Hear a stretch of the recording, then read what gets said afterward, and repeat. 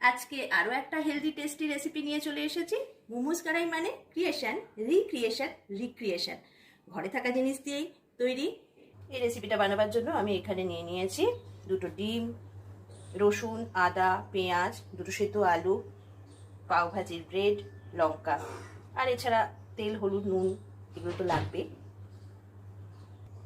Butter.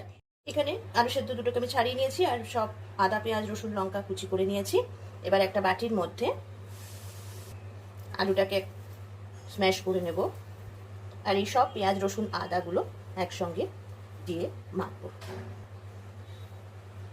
এর মধ্যে এর সঙ্গে একে একে মেশাতে থাকবো আন্দাজ মতো নুন, চিলি ফ্লেক্স, গোলমরিচের গুঁড়ো আর অরিগ্যানো। এই সব কিছু দিয়ে ভালো করে মেখে নেব। স্বাদ ব্যালেন্স করার জন্য অবশ্যই একটুখানি চিনি দেবো, এটা অপশনাল। খাটা আমার একদম হয়ে গেছে। এবার ব্রেডগুলো নেব।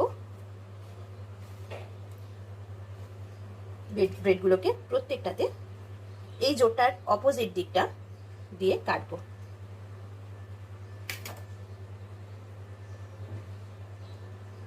এইভাবে প্রত্যেকটা কেটে নেব। এবার ব্রেডগুলোকে একটু বাটার লাগিয়ে নেব।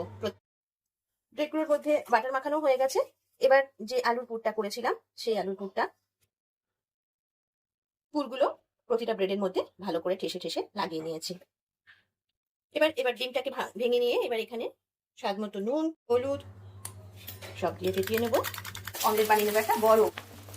এবার এর মধ্যে এই ব্রেডগুলো উল্টে দিয়ে দেবো। ঠিক এইভাবে ব্রেডগুলো ডিমের উপর দিয়ে দিয়েছি, পুরের দিকটা ভেতর দিকে। এর উপর দিয়ে একটু বাটার দিয়ে দিয়েছি ভালো মতো করে, আর অল্প অল্প করে একটু অরিগ্যানো ছড়িয়ে দেবো। এক মিনিট হয়ে যাওয়ার পর এবার বাটারের দিকটা আমি তাওয়ার দিকে করে দিয়ে উল্টে দিয়েছি।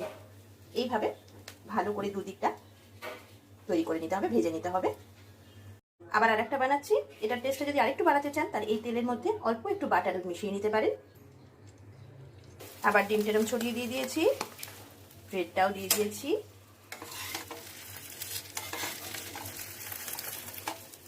পাউরুটির বাটারের দিকটা আমি আবার তাওয়ার দিকে পিঠ ফিরিয়ে দিয়েছি।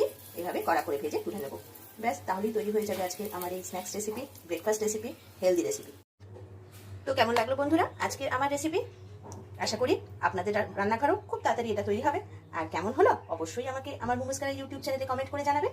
আর লাইক শেয়ার তো অবশ্যই করতে হবে। যারা এখনো আমার চ্যানেলকে সাবস্ক্রাইব করেননি তাদের কাছে ছোট্ট রিকোয়েস্ট, প্লিজ আমার মোমোস কড়াই ইউটিউব চ্যানেলটিকে সাবস্ক্রাইব করে আমার সঙ্গে থাকবেন। এতক্ষণ আমার সঙ্গে থাকার জন্য থ্যাংক ইউ।